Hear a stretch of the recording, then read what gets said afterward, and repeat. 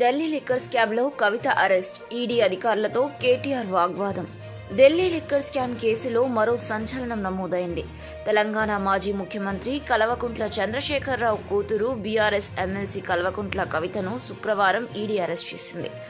ఢిల్లీ నుంచి వచ్చిన ED, IT అధికారులు సుమారు 4 గంటల పాటు కవిత ఇంట్లో సోదాలు చేశారు. పలు రికార్డులు స్వాధీనం చేసుకున్నారు. సాయంత్రం 5:30 సమయంలో నోటీసులు ఇచ్చి అరెస్ట్ చేశారు. ఢిల్లీ లిక్కర్ కుంభకోణంలో 2022లో తొలిసారి కవిత పేరు బయటకొచ్చింది. తొలుత ఆమెను సాక్షిగా పేర్కొన్న ఈడీ తర్వాత సౌత్ గ్రూప్ మొత్తాన్ని కవితే నడిపించినట్లు పలు ఛార్జ్షీట్లో అభియోగాలు చెప్పింది. తర్వాత నిందితురాలుగా చేర్చి 2 సార్లు ఢిల్లీలో విచారణ చేసింది. ఈ క్రమంలో సుదీర్ఘ విచారణపై కవిత సుప్రీంకోర్టును ఆశ్రయించారు. దీంతో తర్వాత కవితకు ఈడీ నోటీసులు ఇచ్చినా విచారణకు వెళ్లలేదు. ఈ క్రమంలో సుప్రీంకోర్టులో శుక్రవారం కేసు విచారణ అనంతరం ఈడీ, ఐటీ అధికారులు హైదరాబాద్ చేరుకున్నారు. దీంతో కవితను ఏ క్షణమైనా అరెస్ట్ చేస్తారని మధ్యాహ్నం నుంచే ప్రచారం జరుగుతుంది. కవిత ఇంట్లో అధికారుల సోదాలు, ఇంటి బయట పోలీసులు భారీగా మోహరించడంతోనే ఏదో కీలక పరిణామం తప్పదని భావించారు. మరోవైపు అధికారులు వచ్చిన సమయంలో కవిత, ఆమె భర్త ఇంట్లోనే ఉన్నారు. దీంతో అధికారులు కవితతో పాటు ఆమె భర్తకు సంబంధించిన ఫోన్లు, పీఏల ఫోన్లు, సిబ్బంది ఫోన్లు మొత్తం 16 ఫోన్లు స్వాధీనం చేసుకున్నారు. దీంతో ఒక్కసారిగా సీన్ మారిపోయింది. అయితే కవిత పిటిషన్పై విచారణ మార్చి 19న ఉండటంతో అంతవరకు ఎలాంటి చర్యలు ఉండవని బీఆర్ఎస్ నేతలు ధీమాగా ఉన్నారు. సుదీర్ఘ తనిఖీల తర్వాత నోటీసులు ఇచ్చి అదుపులోకి తీసుకున్నారు. ఇక కవితను అరెస్ట్ చేసినట్లు ఈడీ అధికారులు ధృవీకరించారు. అనంతరం కుటుంబ సభ్యులకు సమాచారం ఇచ్చారు.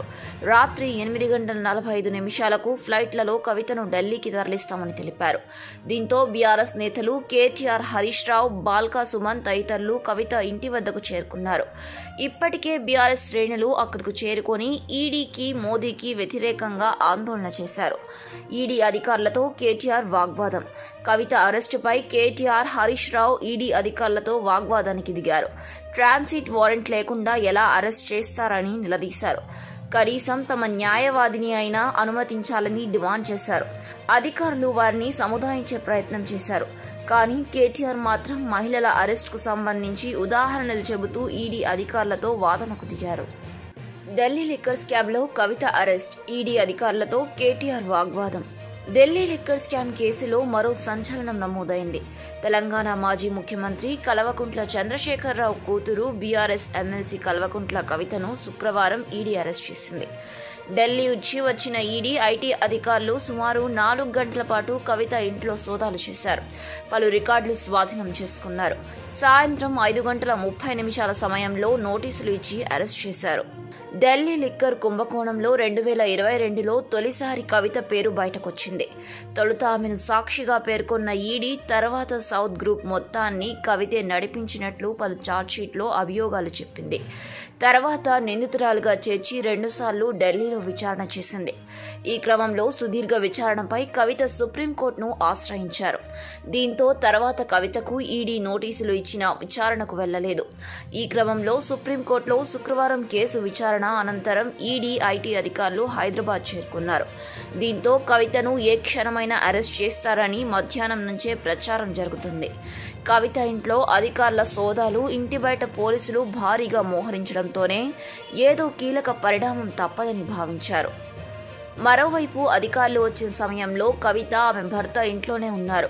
దీంతో అధికారులు కవితతో పాటు ఆమె భర్తకు సంబంధించిన ఫోన్లు, పీఏల ఫోన్లు, సిబ్బంది ఫోన్లు మొత్తం 16 ఫోన్లు స్వాధీనం చేసుకున్నారు. దీంతో ఒక్కసారిగా సీన్ మారిపోయింది. అయితే కవిత పిటిషన్పై విచారణ మార్చి 19న ఉండటంతో అంతవరకు ఎలాంటి చర్యలు ఉండవని బీఆర్ఎస్ నేతలు ధీమాగా ఉన్నారు. సుదీర్ఘ తనిఖీల తర్వాత నోటీసులు ఇచ్చి అదుపులోకి తీసుకున్నారు. ఇక కవితను అరెస్ట్ చేసినట్లు ఈడీ అధికారులు ధృవీకరించారు. అనంతరం కుటుంబ సభ్యులకు సమాచారం ఇచ్చారు. రాత్రి 8:45 ఫ్లైట్లలో కవితను ఢిల్లీకి తరలిస్తామని తెలిపారు. దీంతో బీఆర్ఎస్ నేతలు కేటీఆర్, హరీష్ రావు, బాల్కా సుమన్ తదితరులు కవిత ఇంటి వద్దకు చేరుకున్నారు.